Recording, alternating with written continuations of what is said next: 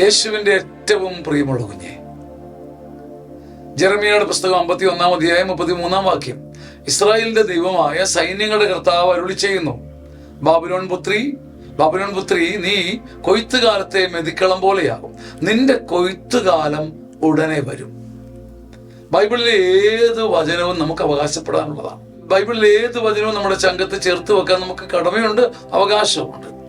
നമ്മുടെ വിളവയലുകൾ ശൂന്യമായി, നമ്മുടെ ശ്രമങ്ങളൊക്കെ പാഴായി, നമ്മുടെ ജീവിതം താറുമാറായി നിൽക്കുമ്പോൾ ഈ വചനം എടുത്ത് നമ്മുടെ നെഞ്ചത്ത് നമുക്ക് വെള്ളമൊഴിച്ച് നനച്ച് ഒരു പൂച്ചെടി പോലെ വളർത്താം. ബാബിലോൺ പുത്രി, നിന്നോട് ഞാനാ പറയുന്നത്, കൊയ്ത്തുകാലത്തെ മെതിക്കളം പോലെ ഉത്സവവും ആരവവും കൊണ്ട് നിന്റെ ജീവിതം ഞാൻ നിറയ്ക്കും. ഒരുപാട് വിദൂരങ്ങളിലല്ലാതെ നിനക്കൊരു കൊയ്ത്തുണ്ട്.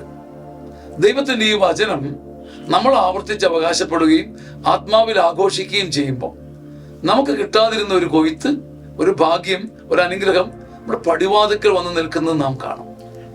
ജെറമിയയുടെ പുസ്തകം 51 അധ്യായം 33 വാക്യം നമ്മുടെ മനസ്സിലേക്ക് നമുക്ക് എടുത്തു വെക്കാം. കുഞ്ഞെ, കൊയ്ത്തുകാലത്തെ മെതിക്കളം പോലെ നിന്റെ ജീവിതത്തെ ഞാൻ പ്രശോഭിതമാക്കും. ഒരു കൊയ്ത്ത് നിനക്കുണ്ട്, അത് ഉടനെ വരും.